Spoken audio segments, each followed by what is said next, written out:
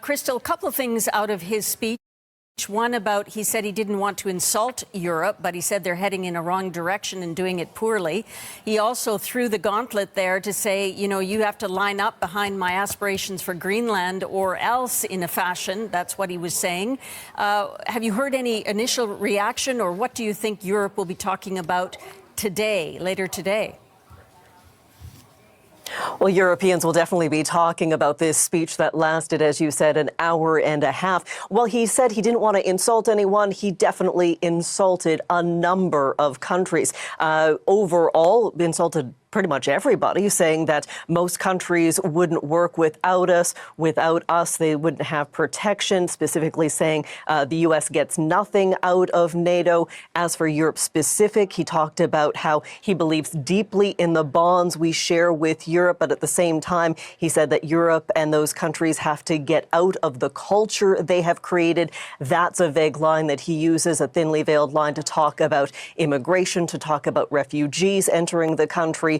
He also talked about the fact, saying that, you know, he wants to have strong allies, not seriously weakened allies. And he issued a number of taking threats off the table and then throwing them back on. He talked about where he said, you know, we're not going to use force against Greenland.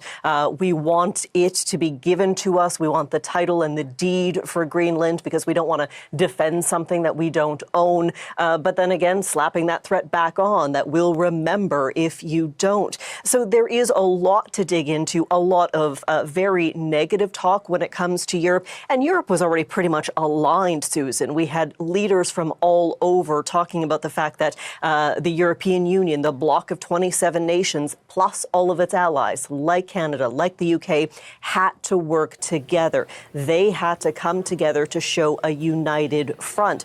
Now, there's a lot of people, including the U.S. president, who look at Europe and say, well, you can't really do anything. Look how big and powerful we are.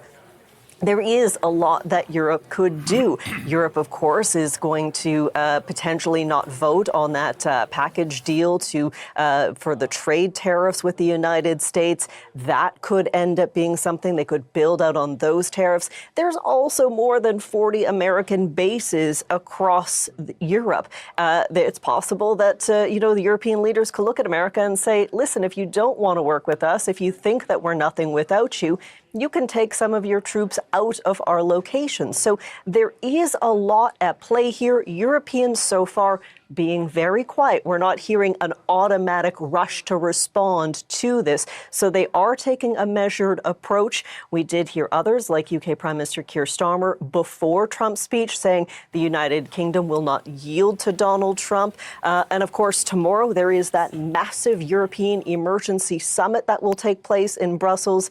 I anticipate tomorrow is when we will hear some clear, strong statements in response to Europe being told that they're really nothing, that Greenland's people being told that, you know, Greenland is a big piece of ice, a big, beautiful piece of ice that's basically uninhabited and underdeveloped.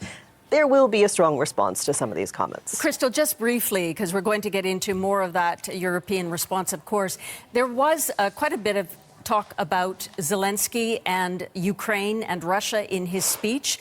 He said that he is meeting with the president of Ukraine, Volodymyr Zelensky, later today. He said that Ukraine and Russia are close to an agreement, and if they don't accept it now, quote, they're stupid. Where does that leave the negotiations on trying to end or